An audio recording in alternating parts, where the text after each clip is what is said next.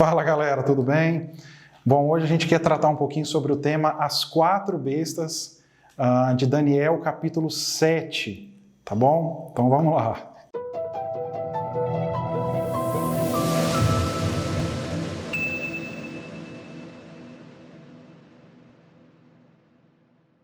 Hoje nós queremos aqui compartilhar mais um assunto dentro aqui de uma lista de assuntos que nós vamos estar trabalhando por esse tempo.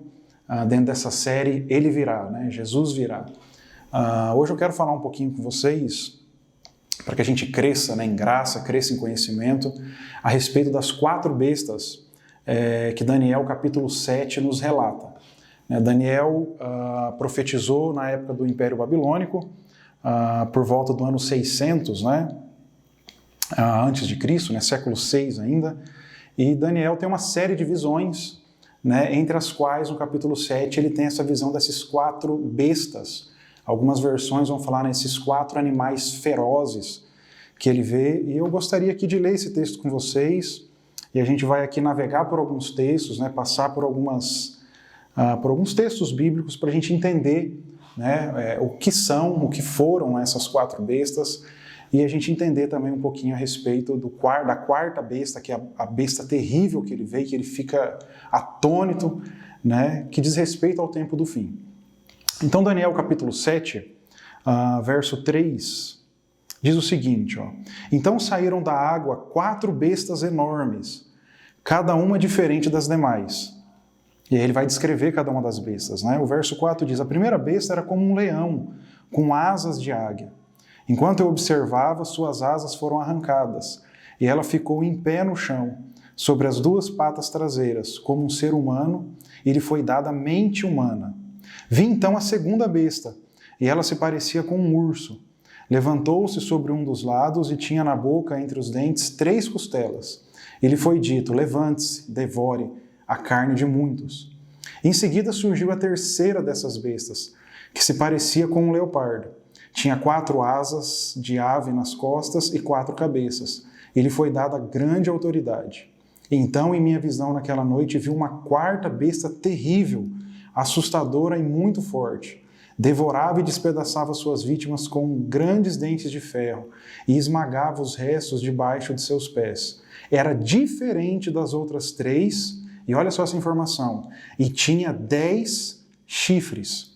O verso 8 ainda diz: Enquanto eu olhava para os chifres, de repente apareceu no meio deles outro chifre pequeno. 3 dos chifres maiores foram arrancados pela raiz para dar lugar a ele. Esse chifre pequeno tinha olhos como de homem e uma boca que falava com arrogância. O que a gente precisa entender aqui? Quando você pega Daniel vendo a respeito dessas 4 bestas, as bestas, elas sempre falam a respeito dos reinos, do sistema que iria estar, né, e que vai estar operante na humanidade. Enquanto que o chifre, daqui a pouco eu vou falar um pouco melhor sobre ele, que a gente vê na quarta besta, fala a respeito da autoridade, ou seja, do rei daquele reino, ou dos reis, né, daquele respectivo reino. Bom, para a gente entender bem bacana, bem legal essa história dessas 4 bestas, elas falam então de 4 impérios. Tá? As bestas representam 4 impérios da Terra. Se a gente voltar um pouquinho em Daniel capítulo 2, nós temos ali uma história bem conhecida, né, bem famosa. Lembra que Nabucodonosor tem um sonho, enfim, né, encurtando conversa aqui, ele pede para que o pessoal ali interprete o sonho, diga qual é o sonho e interprete, né? Por fim, Daniel é chamado, e Daniel diz a ele qual é o sonho e traz a interpretação do sonho. Bom, qual é o sonho de Nabucodonosor?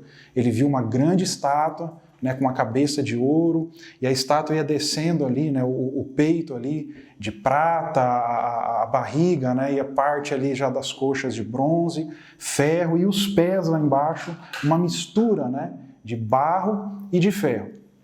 Ok?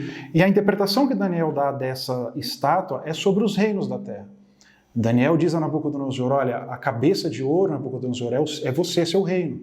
Depois de você, que seu reino passar, vai vir um reino um pouco menor em poder, né, mas que vai tomar lugar. E depois que passar o de prata, vai vir o de bronze, o de ferro e assim sucessivamente. Então, essa visão da estátua, que inclusive o fim do sonho diz que uma grande pedra, ela é rolada de uma montanha e esfarela toda essa estátua, todos esses reinos da terra, né? E fala que essa pedra se tornou então uma montanha muito grande e tomou toda a terra. Tem a ver com o reino milenar de Jesus, né? Tem a ver com a vinda do Senhor, onde o reino de Jesus de fato vai ser implantado na terra.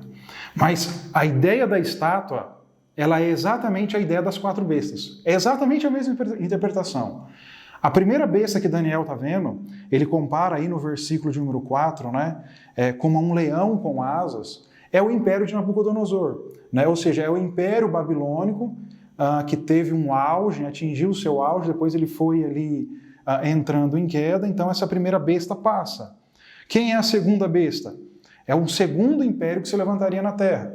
Se você olhar a história, você vai ver que depois dos babilônicos vieram então os medos e persas. Esse império, né, que é comparado aí a um urso, né, ele também reinou por um tempo. E por fim ele cai e vem um terceiro império. A terceira besta, ela também surge, né, comparada aí ao leopardo. Então nós temos o império babilônico, depois o império medo-persa, seria a segunda besta, e a terceira besta seria o império grego. Ela é comparada ao leopardo, aí muitos estudiosos dizem, pela velocidade em que Alexandre o Grande conquistou terras, né? E você vai ver que no versículo de número 6, que está falando dessa terceira besta, fala que ela tinha 4 asas, né? 4 cabeças. A gente sabe, né? A história mostra que depois da morte de Alexandre o Grande, todo o Império Grego, né? O Império Macedônico, ele foi dividido então entre os seus 4 principais generais.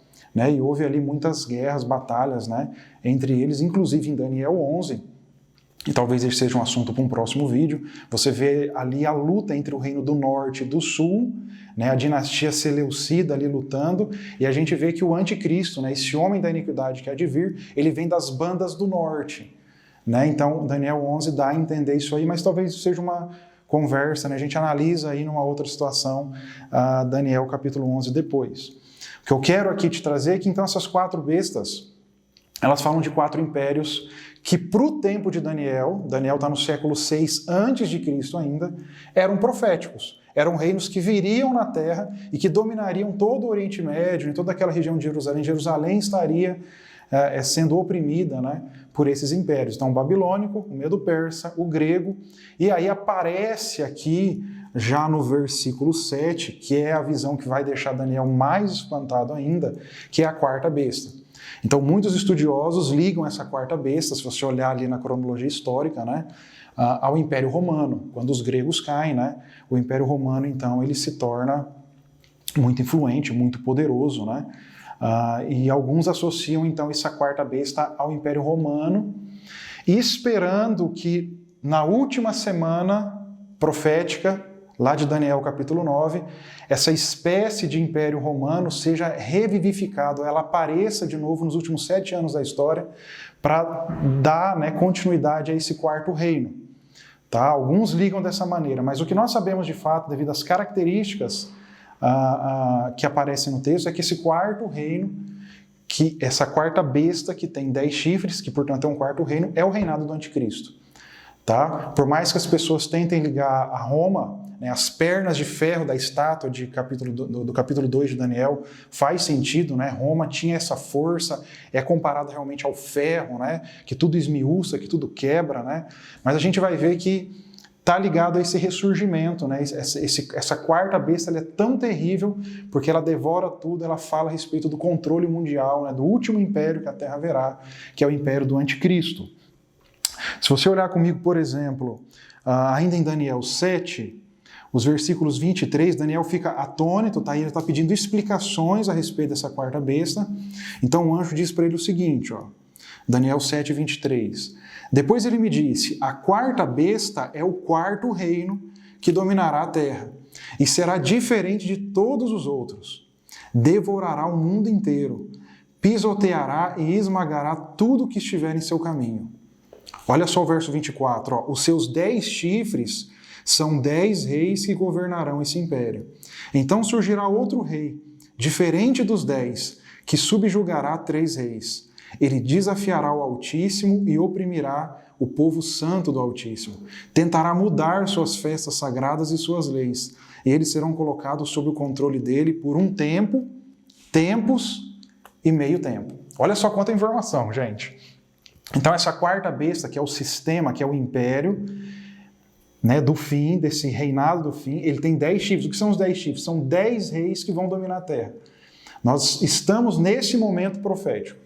Tá? Só para você entender aqui rapidamente, esses reinos, essas bestas que Daniel falou, elas já passaram. Se você pensar na estátua de Nabucodonosor, já foi da cabeça, nós estamos lá no peito dos pés.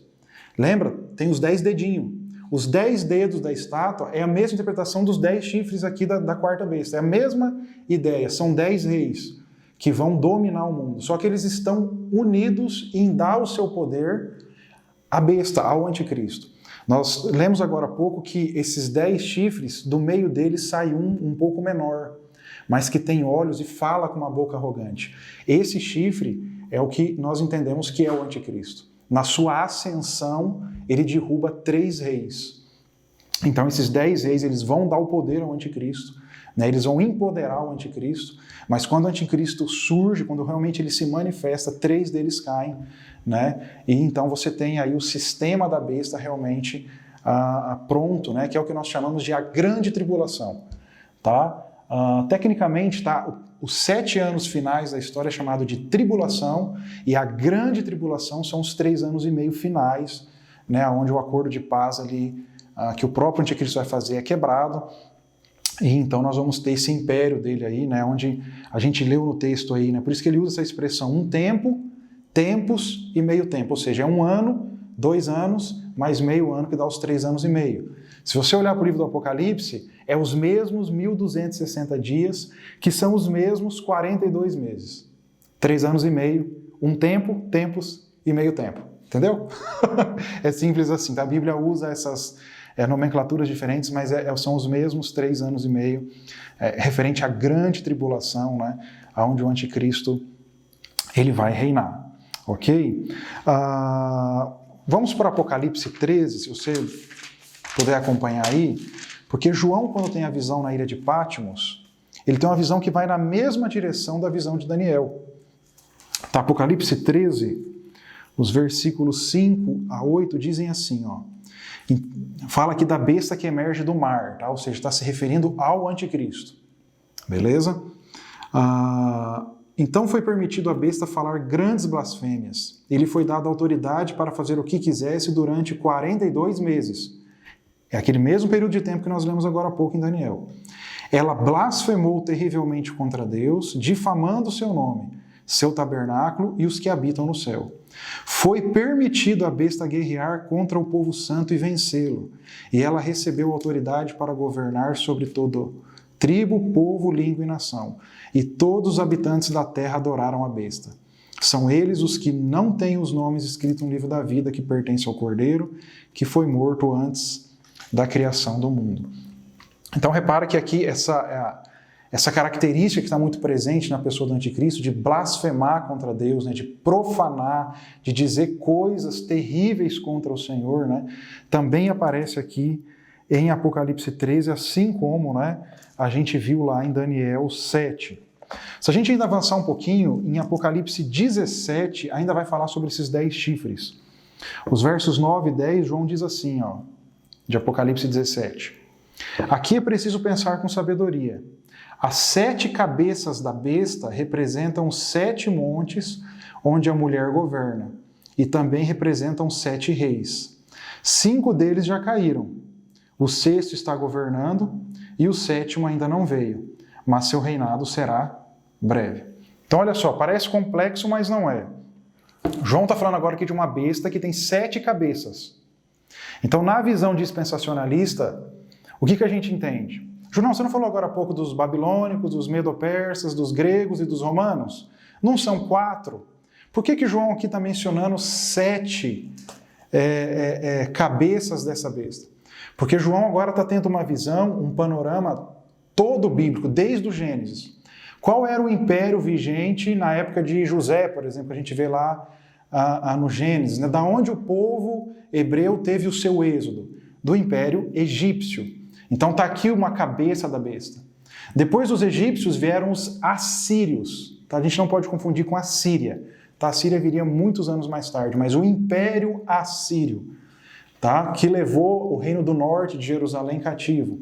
E aí sim, depois do assírio nós temos o babilônico, medo-persa, grego e o romano. Então são 6. Está faltando a 7ª. Quem é a 7ª? É o reinado do anticristo. Por isso que João usa, ele fala para pensar com sabedoria. Olha só o que diz no verso 10. 5 deles já caíram. Quais foram os 5 impérios que já caíram no tempo de João? Ora, do egípcio ao romano. Me perdoe, do egípcio ao grego. Qual que era o que ainda estava vigorando? Ele fala assim, o 6º está governando na época de João. É o romano.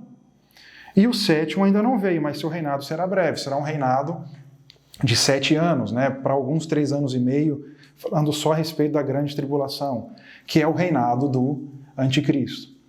Então, quando a gente pensa nessa questão das 4 bestas, o que Daniel está vendo no seu tempo são os impérios que reinariam, né, que dominariam toda aquela região do Oriente Médio, culminando lá no fim da história com o reinado do anticristo.